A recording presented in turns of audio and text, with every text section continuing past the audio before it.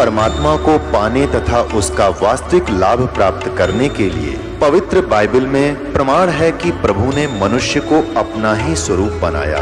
6 दिन में सृष्टि रचकर 7वें दिन विश्राम किया। कुरान शरीफ में प्रमाण है कि हजरत मोहम्मद को खुदा स्वयं कह रहे हैं कि मैंने तुम्हें उस परमात्मा की महिमा बताने के लिए भेजा है। वो परमात्मा कबीर है जिसने 6 दिन में सृष्टि रची तथा 7वें दिन तख्त पर जा विराजा। उसकी खबर किसी बाखबर से पूछ कर तो देखो। कृपया अवश्य सुनिए जगत गुरु तत्वदर्शी संत रामपाल जी महाराज के अमृत वचन।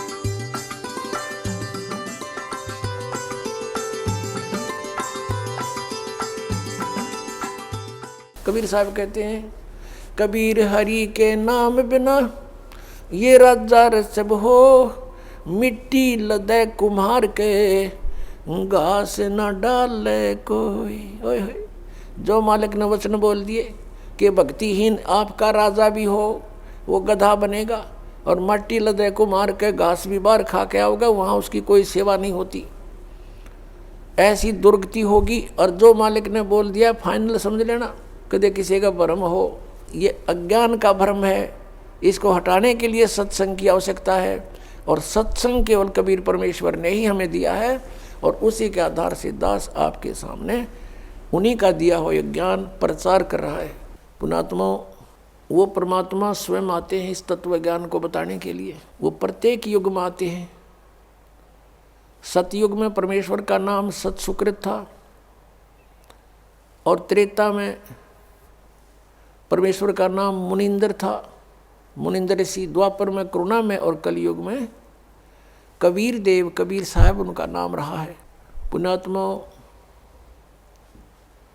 यदि परमेश्वर नहीं आते यहाँ पर तो हमें ये भक्ति मार्ग प्राप्त नहीं होता। हम अपना जीवन नष्ट करते रहते। कितना महा उपकार किया उस परम पिता ने आके। और पुण्यात्माओं, जो ये समागम 5 दिवस का चल रहा है, ये इस दास को इस फाल्गुन मास की अमावस्या को इस दास को दीक्षा प्राप्त हुई थी।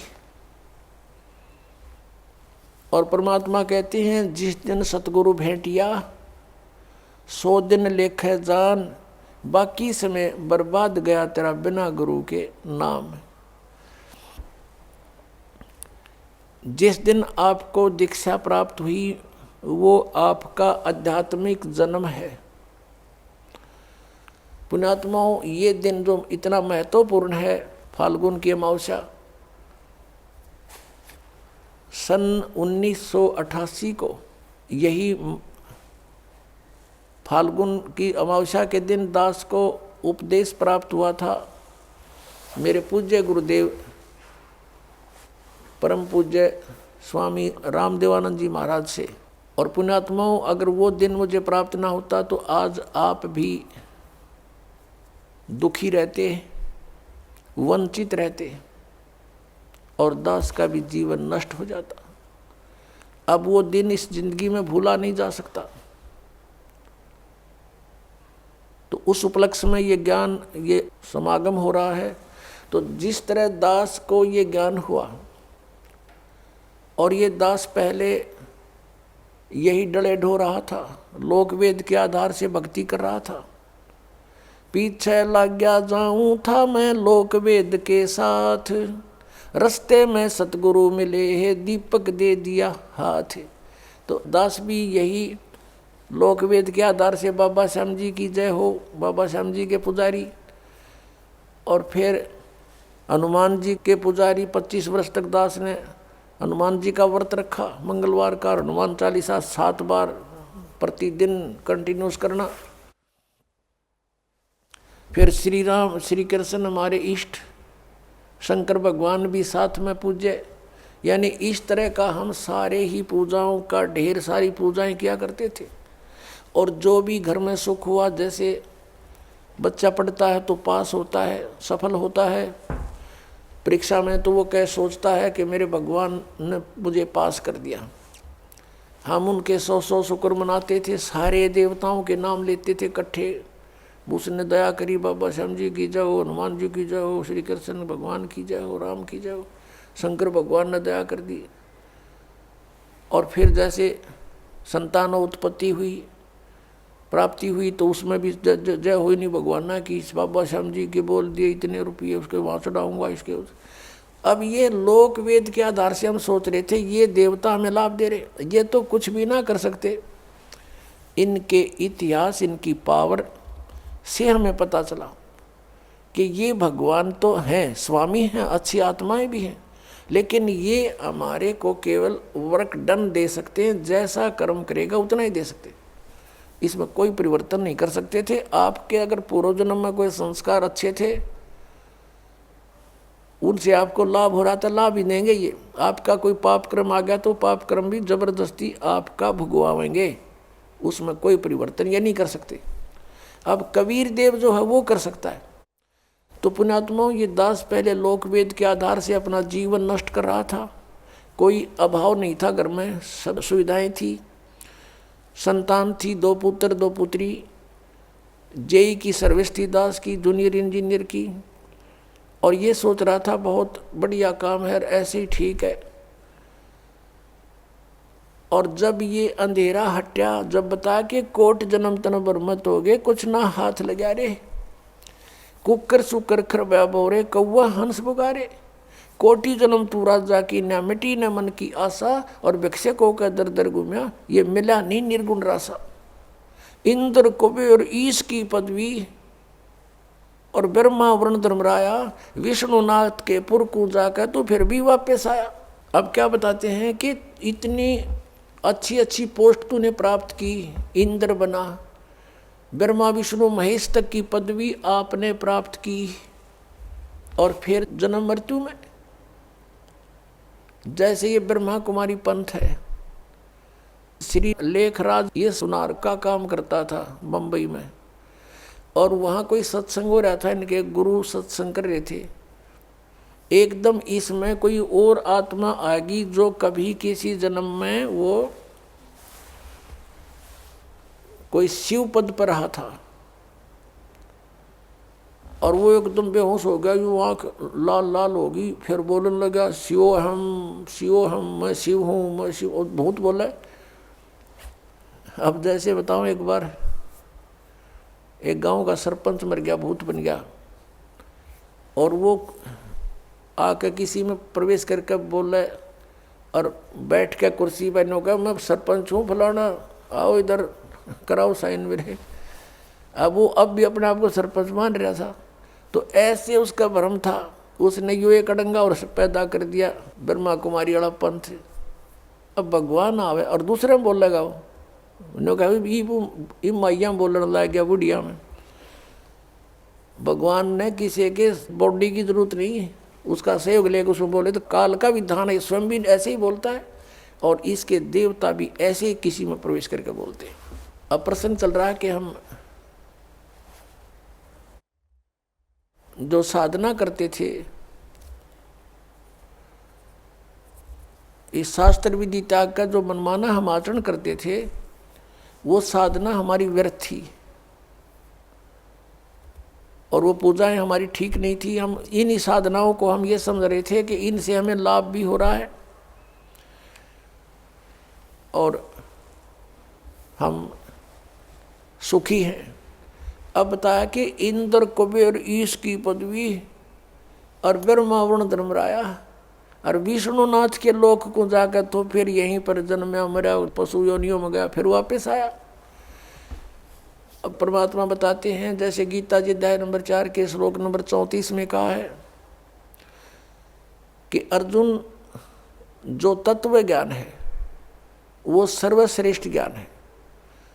चौथे अध्याय के 32वें श्लोक में गीता जी में कहा है कि वो तत्व ज्ञान सच्चिदानंद घन ब्रह्म की वाणी में ब्रह्मणे मुखे, इन्होंने अनुवाद गलत कर रखा है वहाँ पर, ब्रह्मणे मुखे का अर्थ कर रखा है वेद की वाणी नहीं, सच्चिदानंद घन ब्रह्म। 17वें अध्याय के 23वें श्लोक में इन्होंने ही अनुवादकर्ताओं ने ब्रह्मणे का अर्थ किया है सच्चिदानंद घन ब्रह्म। वहाँ सही किया क्योंकि वहाँ विचलित नहीं हुए, यहाँ विचलित हो गए।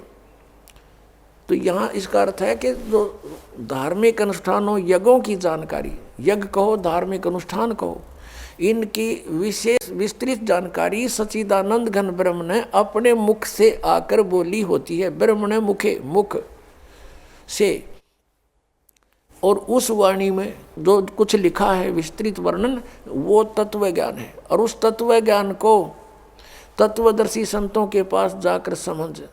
चौथे अध्याय के 32 और 34 का निष्कर्ष है ये। और वो तुझे जो ज्ञान बतावें वैसे तू उस परमात्मा की भक्ति कर। 18वें अध्याय के 62वें श्लोक में कहा कि उस परमात्मा की कृपा से ही तू परम शांति को और सनातन परम धाम को प्राप्त होगा।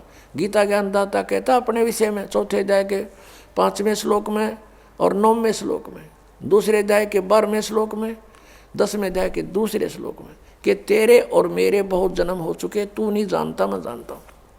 इससे सीधा कि ब्रह्म की साधना ये ब्रह्म है। और 8वें अध्याय के 13वें श्लोक में कहता मेरा ओम मंत्र है, नथिंग एल्स। तो इस गीता ज्ञानदाता की साधना ओम नाम के जाप से करने से साधक भी जन्म मृत्यु में और ये भगवान भी जन्म मृत्यु में, प्रभु भी, स्वामी भी। इसलिए ये कह रहा है कि उस तत्व ज्ञान को जानने वाले तत्वदर्शी संत को खोज, फिर वो बताओ वैसे साधना कर। 15वें अध्याय के 1 से लेकर 4 में स्पष्ट किया है कि तत्वदर्शी संत वो होगा जो उल्टे लटके संसार रूपी वृक्ष के सभी विभागों को पत्तों सहित बता देगा, जानता है। उसके पश्चात परमेश्वर के उस परम पद की खोज करनी चाहिए। 15वें अध्याय के 4थे श्लोक में कहा है उस परमेश्वर के परम पद की खोज करनी चाहिए, जहाँ जाने के बाद साधक फिर लौटकर कभी संसार में नहीं आते। और यहाँ बता रहे हैं कि इंद्र कुबेर ईश की पदवी ब्रह्मा वरुण धर्मराया और विष्णुनाथ के पुर को जाकर तो फिर भी वापस आया। ये क्या साधना खा करी तुमने? कहते तुमने वो वास्तविक way of worship, real way of worship नहीं प्राप्त हुई, शास्त्र अनुकूल यथार्थ साधना तुम्हें प्राप्त ना हुई, जिस कारण से एती उम्र बुलंद मरेगा अंतरे, सतगुरु लगे न कान न भेंटे वो संतरे। किस कारण से तुम ऐसे जन्म मृत्यु में लंबी लंबी उम्र पाकर भी भटक रहे हो कि तुम्हें वो तत्वदर्शी संत नहीं मिले। यजुर्वेद अध्याय नंबर 40 के श्लोक नंबर 10 से लेकर 13 तक स्पष्ट किया है कि कोई तो परमात्मा को जन्म लेने वाला संभवात कहता है और कोई असंभवात के वो जन्म नहीं लेता, निराकार है। कहते ये यथार्थ ज्ञान भी कि भगवान कैसा है, कैसे आता है, कैसे जाता है, क्या करता है, वो तत्वदर्शी संत बताओगे, उनसे सुनो। तो गीता ज्ञानदाता और वेद ज्ञानदाता एक है, वो ब्रह्म है, यहाँ भी ब्रह्म है। यजुर्वेद अध्याय नंबर 40 के मंत्र 15 में वेद ज्ञानदाता कहता है कि मेरा एक ओम नाम है, ओम करतु समर किलबे समर करतुम समर। ओम नाम का जाप काम करते करते सिमरण करो, विशेष कसक के साथ सिमरण करो और मनुष्य जीवन का परम कर्तव्य जान के इसका सिमरण करो। इससे क्या होगा कि वायु अनिलम अमृतम अथिदम भस्मांतम शरीरम। जब तू शरीर छोड़कर जाएगा, तेरा शरीर नष्ट होगा, तब तुझे इस ओम से मिलने वाला अमर पद यानी ब्रह्मलोक प्राप्त हो जाएगा। यजुर्वेद 40वें अध्याय के 17वें श्लोक में स्पष्ट कर दिया।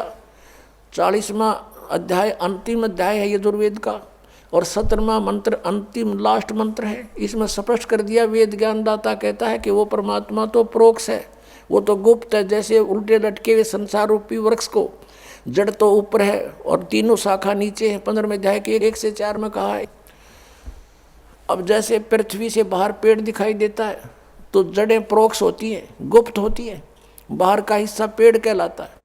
ऐसे बताया है कि वो 40वें अध्याय के 17वें श्लोक में यजुर्वेद में कि वो परमात्मा, पूर्ण परमात्मा तो ऊपर प्रोक्ष है, गुप्त है, और मैं ब्रह्म हूँ, मैं ब्रह्म लोक में रहता हूँ, मेरा ओम नाम है। अब यहाँ भी वेदों ने भी बता दिया कि तत्वदर्शी संत की खोज करो, और वेद कहते हैं नेति नेति कि मैं जो ज्ञान दे चुका हूँ ये अंतिम नहीं है, इतना ही नहीं है आध्यात्मिक ज्ञान परमात्मा के विषय में, उसके विषय में तो तत्वदर्शी संत बताएंगे, और वो उस ज्ञान से बताएंगे जो परमात्मा ने स्वयं आकर बोला है। फिर क्या बताते हैं, असंग जन्म तन मर्त्या होगे, जीवित क्यों न मरे रे, द्वादश मध्य महल मठ बोरे, बहुर न दे धर रे, कि असंग जन्म तन मर्त्या होगे। एक बार जीवित मर के देख, जीवित कैसे मरना होता है। मन चाहता है यहाँ के कार कोठी बंगले गुटी सुटी लगाना, ब्याह के अंदर नाचना गाना डीजे बकवाद, कहते इनसे मन हटा। अपने आत्मा सोचने की बात है, ये किसी के कहने से नहीं, कोई प्रतिबंधित नहीं होते ये नियम, लेकिन जो संत नियम बनाते हैं वो आपके लिए लक्ष्मण रेखा होनी चाहिए। उसका उल्लंघन करते सीता का कितना विनाश हुआ, बिरान माटी हुई और दुनिया मरवा दी। और उन्होंने कहा था इससे बाहर मत जाना तो सुरक्षित रहेगी। तो उस परमात्मा ने जो नियम हमें बना कर दिए हैं ये लक्ष्मण रेखा समझ लेना। अब जैसे एक विवाह हो रहा था किसी का, श्याम ने डीजे बजावे नाचे कूदे, बहन भी बेटी भी सारी, उनके फोटो उतार रखे। अगले दिन बारात में जा रहे थे, भाई का विवाह था लड़के का, तो उस शहर से यानी रोहतक से कलानौर के पास एक दुर्घटना होगी। वह दुल्हे वाली कार ही टकराएगी किसी दूसरे से, 5-6 मर गए, उसी दुल्हा भी मर गया, और उसी परिवार के रिश्तेदार वो खुद मिलकर 5-6 एट द स्पॉट मृत्यु होगी। अगले दिन पेपर में आ रहा था उनका हाहाकार मचाते, बाढ़ पड़ रही, बहन बेटियां बुरी तरह रो रही हैं, एक दूसरे से लिपट रही हैं। अब बता लो डीजे, कोई बात हुई यहाँ पर। तो संत कहते हैं जैसे नानक साहिब जी से भक्त प्रसन्न करा करते कोई अनजान से कि महाराज जी आप यहाँ कुछ खोए खोए से रहते हो। तो उन्होंने कहा था भी ना जाने काल की कर डारे, किसी भी ढल जा पास आवे, और जिनाते सरते मौत खुड़क दी उन्होंने केड़ा हंसावे। हमें अपनी मौत दिखाई दे ना बेरा के बिजली गिर जाए, यहाँ तक टाइम सा पास करना हमने। फिर पूछा कि हे भगवान क्या आप कभी प्रसन्न नहीं होते? कि प्रसन्न होता हूँ जब मेरे अनुयायी मेरे द्वारा निश्चित किए हुए सत्संग के दिन वापस आ जाते हैं, तो उस दिन मुझे खुशी का कोई ठिकाना नहीं रहता। क्यों? क्योंकि मुझे ये खुशी होती है कि इनको कोई काल का दूत नहीं टकराया, इनकी भक्ति का नाश नहीं किया, ये सुरक्षित हैं अभी तक। और जब ये यहाँ से जाते हैं, संसार में सब काल के ही ज्ञान से प्रभावित लोग हैं, ये मुझे चिंता बन जाती है कहीं इनको कोई भ्रमित ना कर दे और इनका जीवन नाश कर दे। क्या कहते हैं कि साध मिले साड़ी शादी होंदी और विछड़ दें दिलगिरी वे, अखदे नानक सुनो जी हाँ ना मुश्किल हाल फकीरी वे। कि साध मिले, ये भक्त साध संगत जब वापस आती है, मुझे आत्मा में बड़ी खुशी होती है कि ये सुरक्षित हैं, इनका कोई दीमक नहीं लगा काल का। और जब ये जाते हैं तब मुझे दिलगिरी होती है, दुख होता है कि मुश्किल हाल फकीरी वे, फकीरी माने साधना भक्ति, ये बड़ी मुश्किल बना दी काल के दूतों ने। जगह जगह एक गांव में मन 10-10 ढूंढे लाए बैठे हैं, कोई वैसे कोई क्रिया करते हैं, कोई झाड़ा लाता है। मिसगाइड करने वालों का कोई अंत नहीं। साध मिले साढ़े शादी होंदी, विछड़ जाए दिलगिरी वे, अखदे नानक सुनो जी हाँ ना मुश्किल हाल फकीरी वे। तो क्या कहते हैं कि ना जाने काल की कर डारे, किसी भी ढल जा पास आवे, और जिनाते सरते मौत खुड़क दी उन्होंने केड़ा हंसावे। अब यदि तुम परमात्मा का नाम लो और विवाह करो सिंपल वेत है, और वैसे नहीं लोग दिखावा नहीं। जैसे हम इस बात से परिचित हों तब हम इससे हट सकते हैं। जैसे गीता जी अध्याय नंबर 7 के श्लोक नंबर 29 में कहा है कि जो तत्ब्रह्म से परिचित हो गया, और सारे अध्यात्म ज्ञान से और सभी कर्मों से परिचित हो गया, वही उस परमात्मा के पाने का, जरा और मरण से छूटने का प्रयत्न करता है, और नहीं कर सकता। वो तो यहाँ बकवाद्य चाहता है। तो आपको ये ज्ञान होगा कि आपने किसी से दहेज ले लिया, परमात्मा कहते तुमने उस दरगाह का मैल नहीं देखा और धर्मराज के तिल तिल का लेखा। तो आप किसी से पैसे लेते हो, रिश्वत से, चोरी से, या वैसे कोई धोखा दे करके लेकर नहीं देते हो, आपने एक एक पाई पाई का हिसाब देना पड़ेगा। तो हम क्यों अपने सिर में दर्द करें? क्या एक दहेज आप लोगे, किसी ने दे दिया, आप 50,000, 1 लाख, 2 लाख गढ़े दे देगा, क्या उससे आपका सारी आयु व्यतीत हो जाएगी? नहीं हो सकती। परमात्मा पर आधारित होजिए और इस मंत्र का जाप कीजिए, तो दास आपको देगा। आपके भाग्य में ना होगा तो भर देगा, आपकी बेटी की किस्मत को भर देगा भगवान, उसको नाम से जोड़ दीजिए। आपके पुत्र को भी आगे सुख देगा। सारी सृष्टि का पालन करता, और क्या आज हम उसी से सीधे संबंधित हो गए? क्या हमें 2 रोटी नहीं दे सकता? और हमें घृणा नहीं चाहिए। यदि मोक्ष पाना है और जन्म मृत्यु से पीछा छुटवाना है, जरा और मरण से बचना है, तो ये क्रियाएं दास जैसे बताओ ऐसे करना। हमने यहाँ आप कितने कोठी बना ले, एक कमरे में एक चारपाई पर आपको स्थान मिलेगा, बाकी खाली रहेगी, वो व्यर्थ हुआ। तो व्यर्थ की बकवाद हमारे मन से आप हट जाया करेगी इस ज्ञान के आधार पर। अब कोठी बना रहा था एक व्यक्ति, और कोठी तैयार होगी, बैंक मैनेजर था, मुहूर्त करनी थी, संडे का दिन था, कोई सामान की आवश्यकता पड़गी, गोटी सूटी लाने के लिए सारी व्यवस्था कर रखी है। थोड़ी देर तो ब्राह्मण करे उड़ाला टोटर पटोटर उसका करते हैं, फिर गोटी सूटी सारा सौदा शुरू हो जाता है। सब बुला रखे रिलेटिव और सब मित्र। वो खुद कोई सामान लेने के लिए गया था, स्कूटर उठा के, यानी 2 व्हीलर, और वहाँ एक 2 व्हीलर से 2 व्हीलर टकरा गए और पड़ गया। पड़ते कनपट्टी लगी फुटपाथ पे, पड़ते वही मर गया। अब चाट ले उस कोठी ने। कई वर्ष की बात है, जब 3.5 लाख रुपए लगाए थे, पेपर में आई थी। अब वो गधा बन के उसके पीछे खड़ा भी ना होने दे कोई उसने। तो हमने ये देखना कि यहाँ जो हम करने जा रहे हैं ये क्या सांग है। सर्व सोने की लंका थी वह रावण से रणधीरम, एक पलक में राज विराजी जम के पड़े जंजीरम। वो तो सारे सोने के महल बनाए बैठा था, जैसे ईंट गारा हम प्रयोग करते ऐसे सोने की ईंट और उसी की गारा में बना रखे थे। और कहते हैं भक्ति बिना क्या होता ये भ्रम रहा संसार, रति कंचन पाया नहीं रावण चलती बार। 1 ग्राम गोल्ड नहीं ले जा सका रावण जब यहाँ से जाने लगा। तो इन बातों को याद करके हमने इनसे वापस भी हटना है, और हमने अपने प्रत्येक कार्य को ऐसे ढंग से सेट करना जो भक्ति में बाधक ना हो। अब हम दहेज लेते हैं या फिर देवे भी गए, क्योंकि बेटी होगी हमारे भी। एक पैसे वाला तो बकवाद कर देगा, अब गरीब आदमी कहाँ से करे। एक घर में 3 बेटियां चली गई, एक गरीब की है, एक अमीर की है, एक मीडियम साइज की है। अब जो अमीर वाले ने तो दे दिया गणाए धन, अब मीडियम साइज वाले ने भी दे दिया थोड़ा बहुत, और वो बेचारा गरीब क्या करे, उसकी बेटी रो रही है वहाँ बैठ कर, उस परिवार में आदर नहीं उसका। तो ये इस तरह का हमने इसको समाज को सेट करना है। अब जैसे हम रक्षाबंधन का त्यौहार मनाते हैं, ये क्या तुक हुआ कि बहन भाई को रक्षा इसलिए बांधने जाती है कि उसकी रक्षा करेगा भाई। भाई की रक्षा कौन करेगा? एक बहन कह रही थी कि मैं रक्षाबंधन के दिन गई अपने भाई को बांधने के लिए रक्षा सूत्र, इंतजार कर रही थी। पता लग गया कि कहीं कामवश गए हैं, मोटरसाइकिल पर गए हैं। कुछ देर के बाद पता चला कि उसकी मृत्यु होगी, उसका शव लेकर आ रहे हैं। जिस भाई से मैं अपनी रक्षा के लिए गई थी उसकी रक्षा भी नहीं हो पाई, वो अपने नहीं कर सका।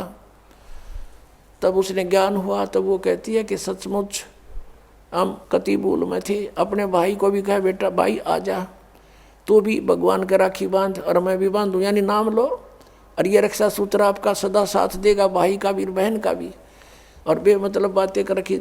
उस रक्षाबंधन के दिन किसी का भाई नहीं है तो रोती है कोने में बैठकर वो बहन। फिर ये बात का सिस्टम, जिस बहन का भाई नहीं है वह दूसरों के मुंह की तरफ देखती है, कौन आएगा हमारे घर। तो पुण्यात्माओं, ये बेमतलब की बकवाद, ये जग की रीत से हमने वापस हटना है और अपने जीवन को नए सिरे से सेट करना होगा। यदि भक्ति करना चाहते हो, समाज के भाव में बहना है तो नो प्रॉब्लम, आप कुछ भी करो, वो आपकी मर्जी, लेकिन भक्ति नहीं चलेगी। तो इस प्रकार हम इन क्रियाओं से भी सावधान होना है, अपने आप को बचा के रखना है, तब हमारी भक्ति प्रफुल्लित हो। फिर क्या बताते हैं कि असंग जन्म तन मरत्या होगे और जीवित क्यों ना मरे रे। एक तो ये जीवित मरना, इस ज्ञान आधार से सब बकवादें छोड़ देंगे।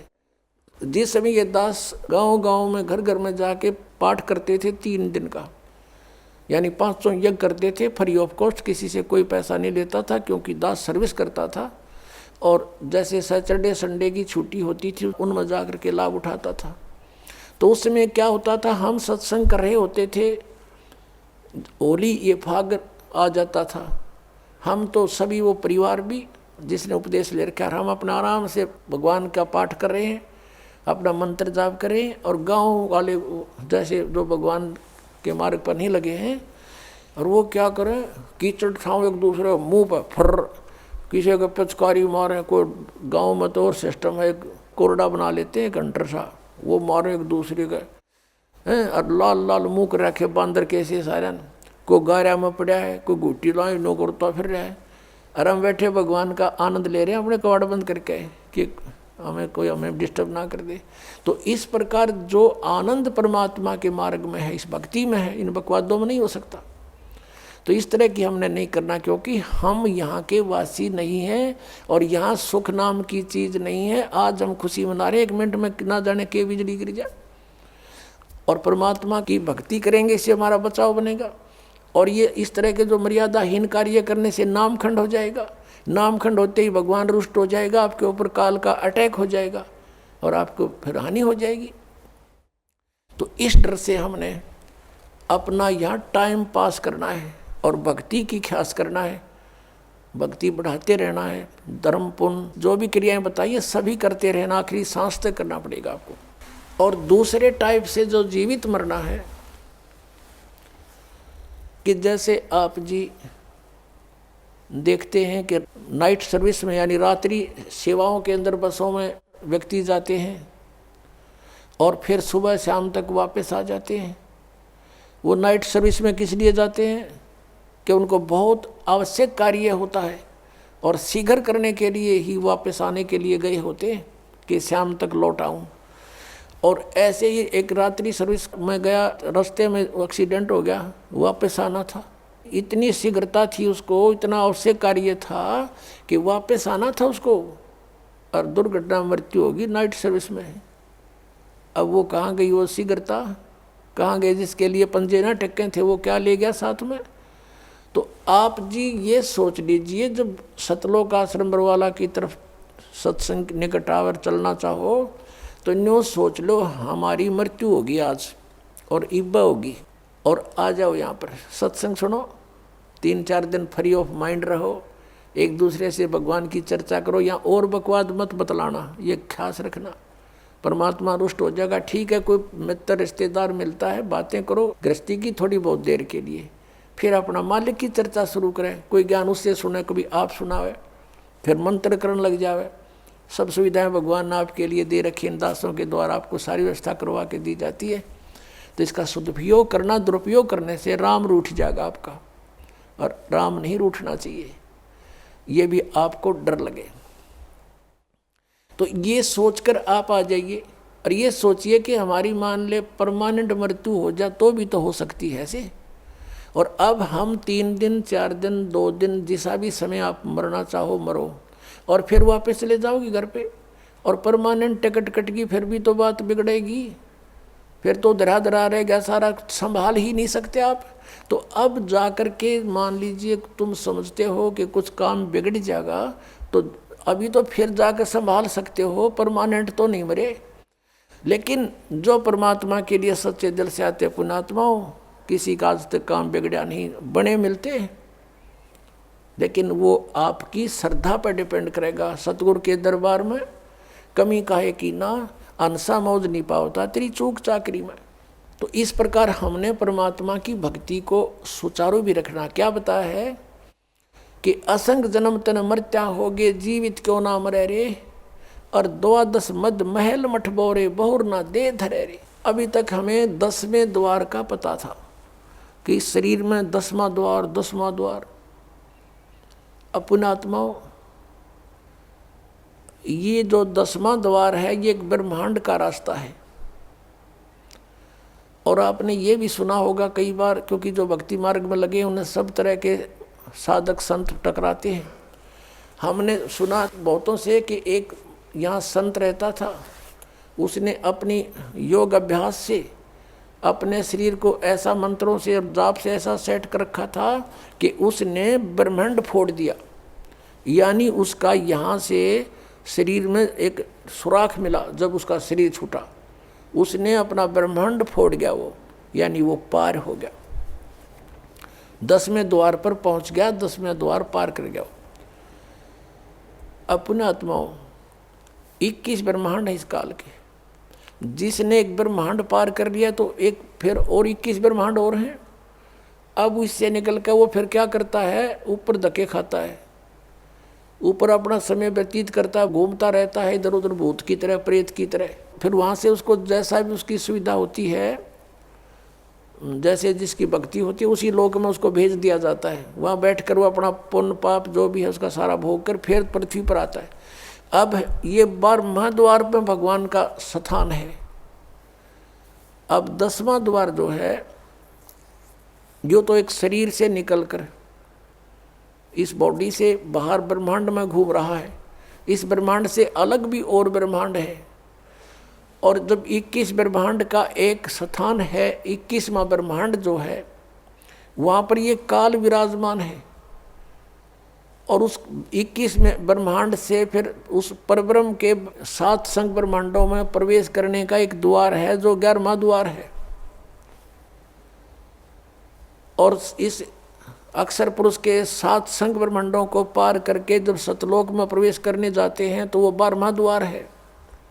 उस 12वें द्वार को पार करके फिर हम सतलोक में प्रवेश करेंगे, वहाँ हमारा निज ठिकाना है। अभी तक ये 10वां द्वार पर गाटा जोड़ रहे थे। और एक सिरफिरा है कोई संत, वो ने कहा 11वां द्वार में बताया कबीर साहब ने। और उसको किसी ने कहा जी हमने सुना है एक संत बताता है कि 12वां द्वार है। नहीं 12वां नहीं है, तो 11वें का के ठेका ले रहा, 11वां है।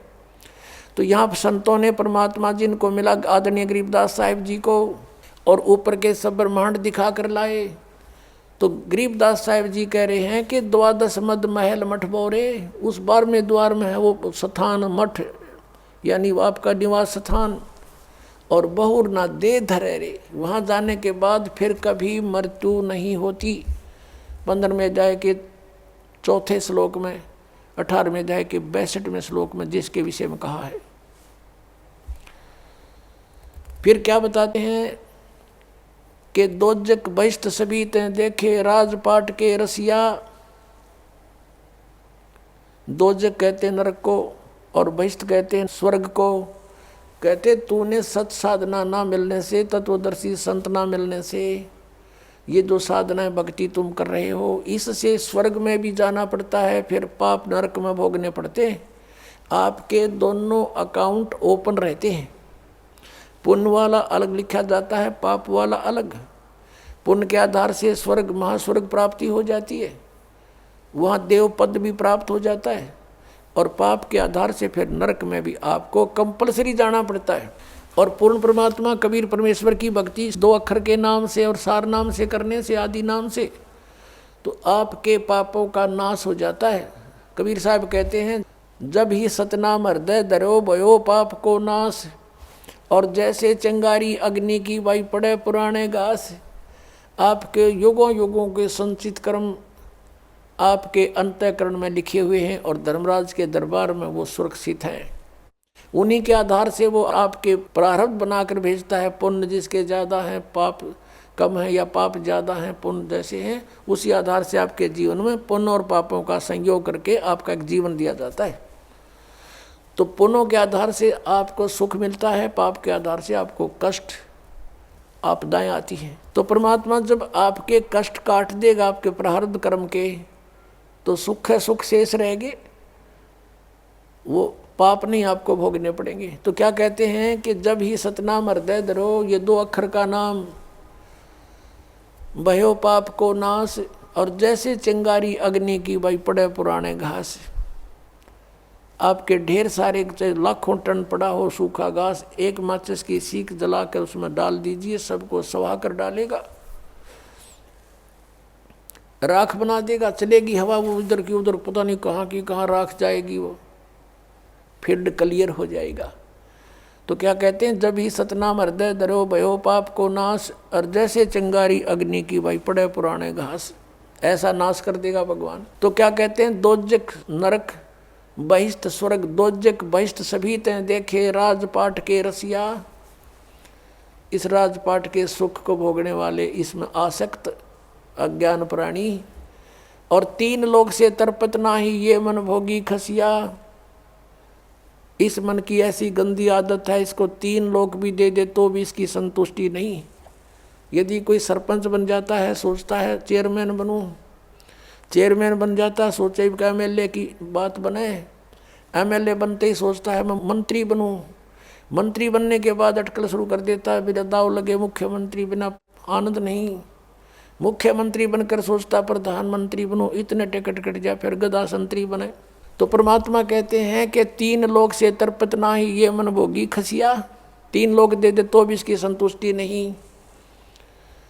अब क्या बताते हैं, सतगुरु मिले तो इच्छा मिटे, यानी संत मिले तत्व ज्ञान दें तो ये बीमारी हटे जिसके लिए हम जीवन नष्ट कर रहे हैं।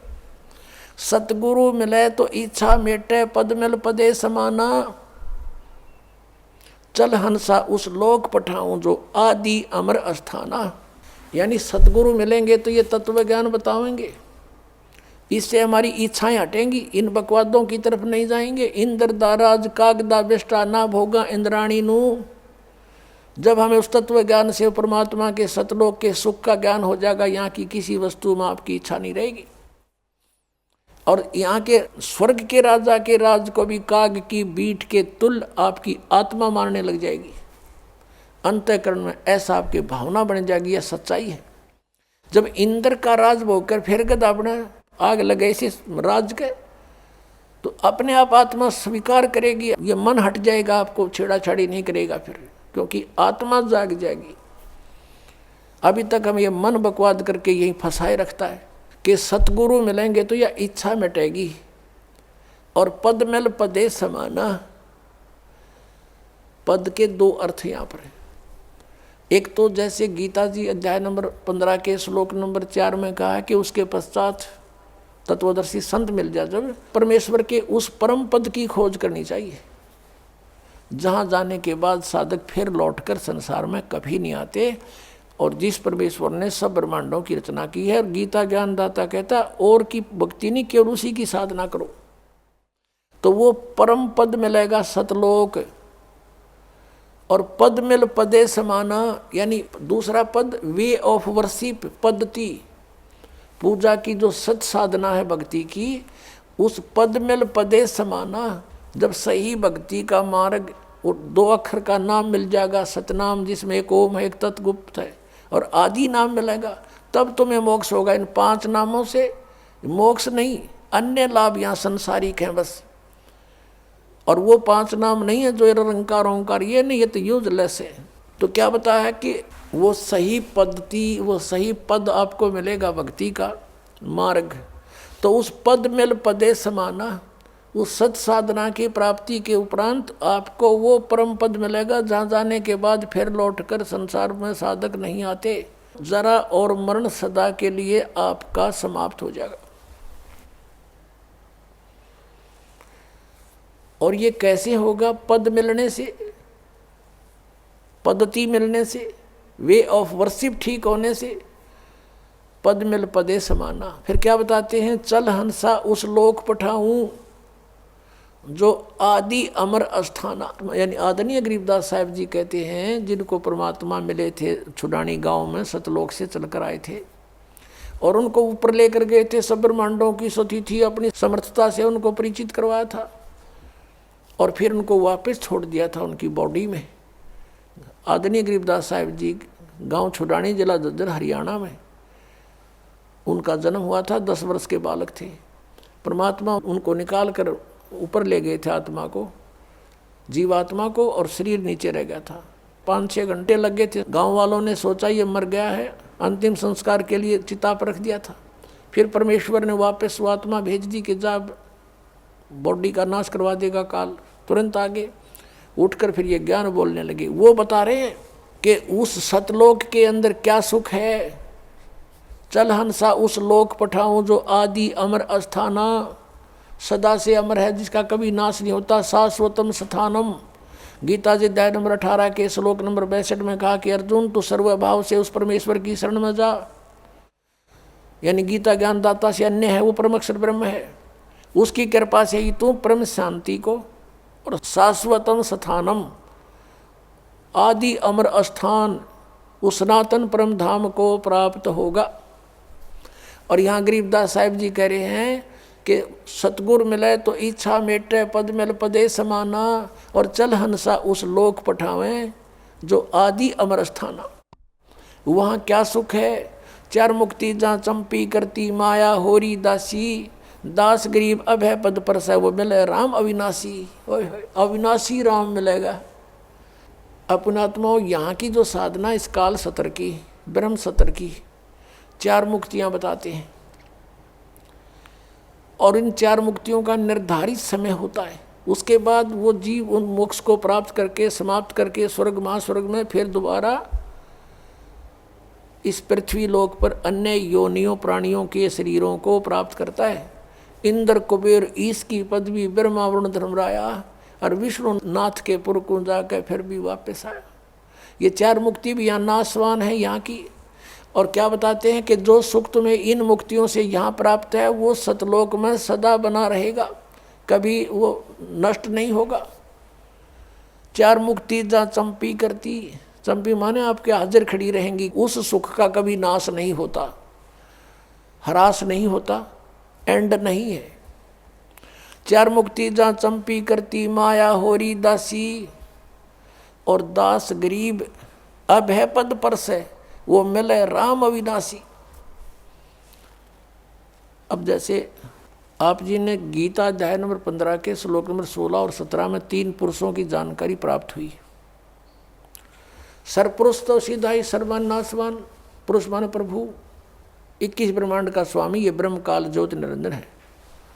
अक्षर पुरुष ये परब्रह्म कहते हैं इसको, जो 7 संग ब्रह्मांड का स्वामी है। इसकी लंबी उम्र आपको बता दी कितनी है, फिर भी इसकी मृत्यु है। इसलिए 15वें अध्याय के 17वें श्लोक में कहा कि उत्तम पुरुष है तो इन्हें परमात्मा इति उधारते। यह लोक तरम अविषय विवर्ती अवय ईश्वर है। इन दोनों से सरपुरुष और अक्षर पुरुष से तो उत्तम पुरुष श्रेष्ठ परमात्मा तो कोई और है, और वही परमात्मा कहलाता है। परमात्मा का अर्थ है कि जो कभी दुख नहीं दे, श्रेष्ठ आत्मा, कोई मृत्यु नहीं किसी चीज़ का, उसके अंतर्गत उसकी शरण में उसके राज्य में कोई अभाव ना हो, किसी प्रकार का कष्ट नहीं देता, वो भगवान यानी परमात्मा श्रेष्ठ आत्मा होता है। तो वो परमात्मा और फिर वो ही अविनाशी, अवास्तव में अविनाशी परमात्मा है वो, और वही तीनों लोकों में प्रवेश करके सबका धारण पोषण करता है। जिसका जैसा संस्कार यहाँ भी है वो भी उसी के आदेश से आगे आवंटित होता है, सबको उसी के आदेश से निर्धारित नियम से मिलता है। और यहाँ क्या बताते हैं, 4 मुक्ति जहाँ चंपी करती माया होरी दासी, और दास गरीब अभय पद पर से वो मिले राम अविनाशी। ओए होए। गीता अध्याय नंबर 15 के श्लोक नंबर 17 में जिस अविनाशी वास्तव में विनाशी परमात्मा है वो मिलेगा इस साधना से। कौन सी साधना से? राम नाम जप कर थर होई, ओ हम सो हम मंत्र दोई। एक सतनाम है 2 अक्षर का, उस 2 अक्षर के सतनाम के जाप से आपका स्थिर स्थान मिलेगा। राम नाम जप कर थर होई, ये 2 अक्षर का मंत्र सोई। ये 2 अक्षर का मंत्र जो है ये है सतनाम, और इससे आपको स्थिर स्थान मिलेगा। राम नाम जप कर थर होई, थर माने स्थाई, स्थाई होना, कभी जन्म मृत्यु नहीं होती, वहाँ चले जाना। अब जैसे एक नामदेव जी महात्मा हुए हैं, जैसे आपको कल भी बताया था, वो पहले ओम नाम का जाप ही करते थे। भले उन्होंने गुरु भी बना रखा था, फिर भी अपनी साधना अपने आधार से ही करते थे, और उसमें पूर्व जन्म की ऐसी सिद्धि भी थी कि उसके कारण परमात्मा ने ही अपने भक्तों की इज्जत रखने के लिए, भक्ति को बनाए रखने के लिए, उसके लिए मंदिर भी घुमा दिया था परमात्मा ने। परमेश्वर कबीर साहब चाहते हैं कि भक्ति का नाश ना हो, इनमें आस्था बनी रहे। भगवान है वो ऐसी लीला कर सकता है, और ये काल भगवान चाहता है कि इनको ऐसी साधनाएं बताऊं इनसे कुछ लाभ इनको हो नहीं, ये नास्तिक हो जाएं और भगवान की खोज ही बंद हो जाए। जैसे महात्मा बुद्ध था, पिछले पुण्यकर्मी प्राणी था, स्वर्ग से आया हुआ था, राजा का लड़का था। ये राज अच्छा नहीं लगा, क्योंकि वो उस राज के तुलना में ये कुछ भी नहीं है। सीधा स्वर्ग से आने वाले के साथ या और बने, घर भी त्याग दिया, साधना करने लगा, हठ योग शुरू कर दिया। प्राण निकलने को हुए, एक माई ने उसके मुंह का खीर लगा दी गया के अंदर वटवृक्ष के नीचे। धीरे धीरे उसने वो चाटनी शुरू की, आंखें खुल गई, फिर उठ गया, फिर भोजन ठीक खाने लगा। फिर उसने कहा था starvation could not lead to salvation, भूखा मरने से भगवान नहीं मिल सकता। यह उसकी अपनी सोच थी। और फिर उसने जो अपने सत्र का कोई अध्ययन किसी शास्त्र का नहीं किया, पिछले पुण्य अच्छे थे, स्वयं बैठकर साधनाएं करने से कुछ सिद्धियाँ आ गई, उनके वचन में शक्ति आ गई, बोलने की शैली अच्छी होगी, श्रोता बहुत थे, तो पूरा चीन उनका अनुयायी हो गया, पूरा चीन देश। और अनुयायी क्यों हुए थे? भक्ति के लिए। वो भी भक्ति ही कर रहा था, और उनसे बताए गए भक्ति के विधि से, पद्धति से, पद से उनको कोई आध्यात्मिक लाभ नहीं हुआ, और धीरे धीरे वो कति नास्तिक हो गए कि भगवान नहीं है, और पूरे देश में कानून बना दिया कि भगवान की चर्चा नहीं करना। और काल यही चाहता है, ऐसे दूत भेजूं जैसे राधा स्वामी पंथ है, और इसे निकले हुए जितने पंथ, जय गुरुदेव पंथ, ये सच्चा सौदा पंथ, इनको पहले तो सुनते हैं कुछ लाभ हुआ इनके गुरुओं से, अरे भी इनकी ब्रांड माटी और के घर में अच्छा दुख, भूत इनमें प्रवेश कर रहे हैं, क्योंकि वो स्वयं भूत बना शिवदयाल जी। तो कुछ दिनों के बाद अब जो भक्त यहाँ आते हैं, कहते हैं हम पहले ठीक हमारा गुजारा था, 30 साल तक राधा स्वामी पंथ में थे, लुट पिट गए, गाड़ियाँ बिक गई, दुकान बिक गई, हमारा बुरा हाल हो रहा है, पत्नी का ऑपरेशन हो रहा है, वाल डिफेक्ट हो गया, अब इनकी दुर्गति हो रही है। तो अब वो कहते हैं हम तो थक चुके थे साधना कर करके, और सोच लिया था भगवान कहीं नहीं है। आपकी पुस्तक मिली, ये सत्संग सुना, तो कुछ किरण फिर जागी कि है कहीं भगवान। तो काल चाहता है कि इनका बट्ठा बैठा दूं, ये भक्ति करें नहीं, नास्तिक हो जाओ, टंटा कटे, और वो आवे भगवान या उनका कोई दास आवे, उनका भेजा हुआ कोई संदेश वाहक आवे, तो कोई सुने नहीं भक्ति को। सुनेंगे तो यह बात हृदय में जचेगी सच्चाई सारी। तो इस कारण से उसने ये ऐसा कर रखा। तो परमेश्वर जब भी कोई लीला की है नौनी, उसी परम पिता ने आके की है वो सारी, ताकि इनमें भक्ति की आस्था बनी रहे और भक्ति जीवित रहे इस पिछली पीढ़ी तक। अब यहाँ तक इस भक्ति को लाना था परमात्मा ने। अब ये भक्ति अंतिम सांस गिने थी, ये सत्कर मान लेना। और 10-20 वर्ष के अंदर ये सब भक्ति खत्म हो जाती, कोई नहीं राम नाम लेता, और सोच लेते परमात्मा कहीं नहीं है। ऐसे समय में परमात्मा ने आकर फिर आप पर मेहर बख्शी है। आप पुण्यात्मा हो, पहले से चार्जड हो, आपके अंदर पिछले जन्मों से भक्ति की प्रेरणा फिर से जाग रही है।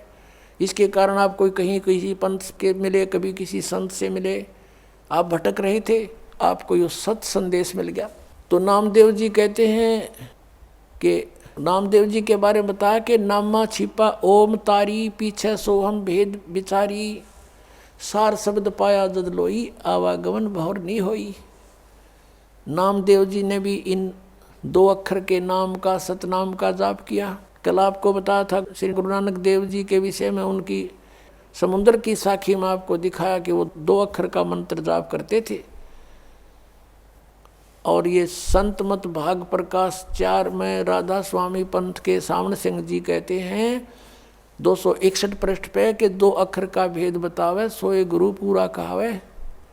तो पुण्यात्माओं, इस दास के ऊपर मेहर हुई परमात्मा ने ये 2 अक्षर का भेद बताने की ना ईब से पहले सबको मना कर रखा था परमेश्वर ने, जिनको मिले थे कि ये 2 अक्षर का भेद अभी खोलना नहीं, प्रचार अवश्य करो, लिखते रहो वाणियों में, लेकिन देना नहीं किसी को, क्योंकि कि ये सतनाम और ये आदि नाम है।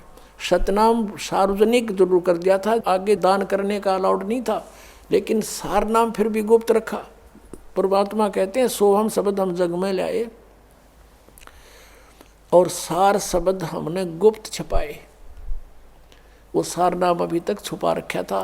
अब इस दास पे कृपा की है, क्योंकि अब ये सभी पंथ नष्ट हो जाएंगे। नष्ट का मतलब है ये वहाँ नहीं रहेंगे, इनके साधक उनके साथ नहीं रहेंगे। जब इस ज्ञान का पता लगेगा, कौन नहीं चाहता भगवान को, कोई महामूड होगा तो पड़ा रहेगा वहाँ पर, उसका कोई लेखा ही नहीं, उसका तो अकाउंट ही नहीं इस मार्ग में।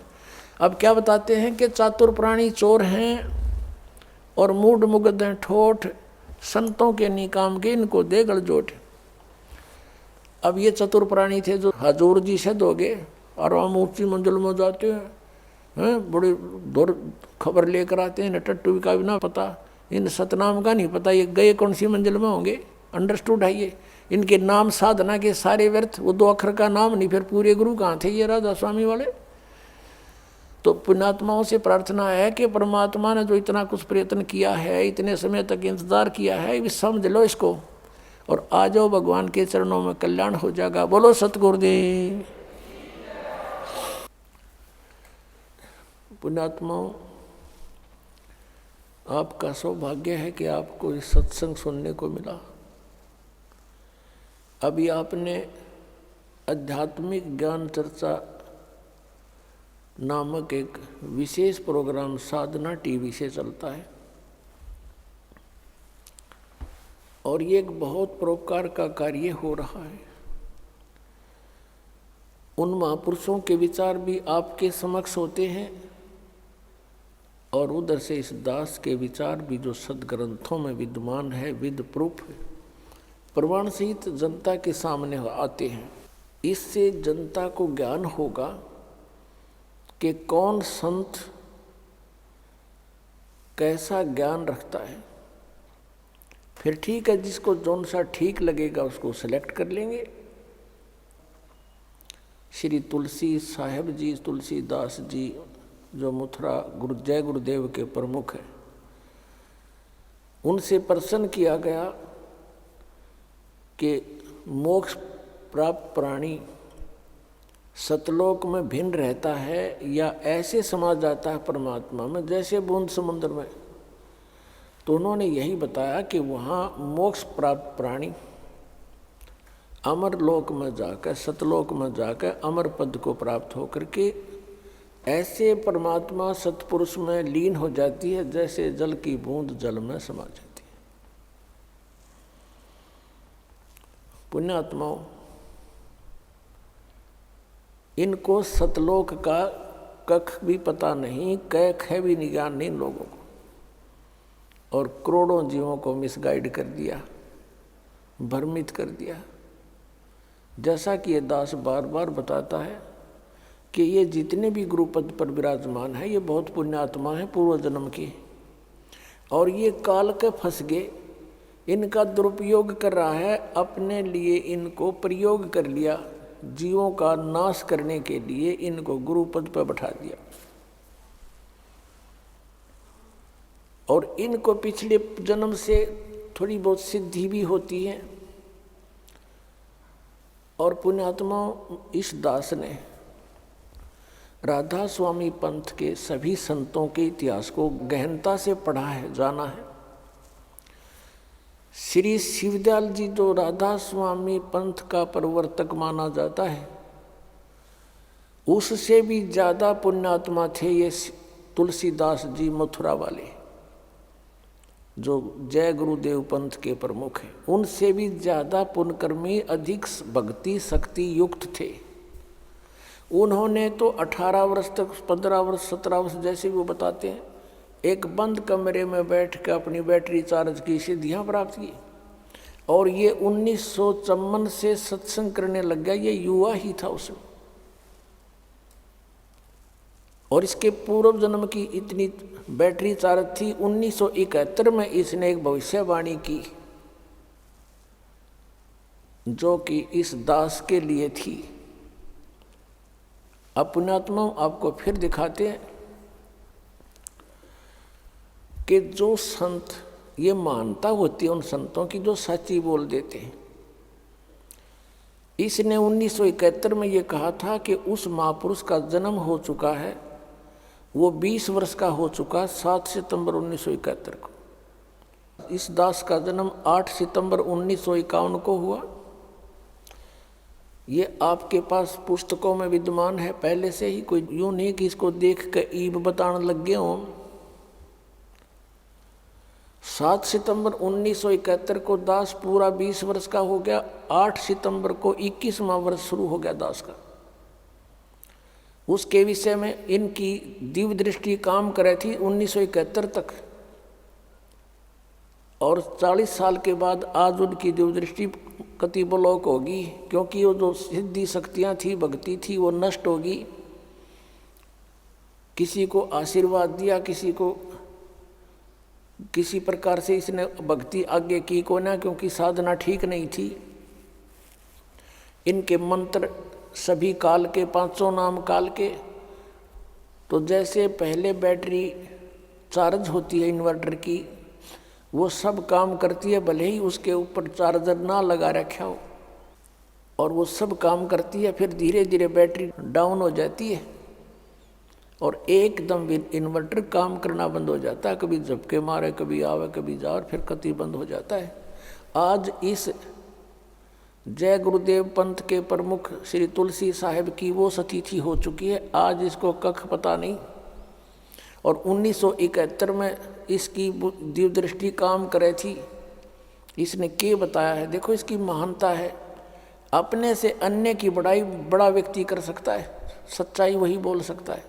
ये महान आत्मा थे, लेकिन अब ये -0 हो चुके हैं आज के दिन, क्योंकि आगे भक्ति इनकी शास्त्र अनुकूल नहीं, 2 अक्षर का नाम नहीं जिससे कुछ लाभ मिलना था। ये 500 नाम काल के जाप करते हैं और औरों को भी दे रहे हैं, और करोड़ों शिष्य बना करके अपने सिर पर इन्होंने बाहर रख लिया। इनको मिसगाइड करने का महा अपराध कर लिया इस महापुरुष ने। ये और इसको महा कष्टदायक होगा आगे जाकर के। 1971 में इन्होंने क्या भविष्यवाणी की, आपके रूबरू कराते हैं।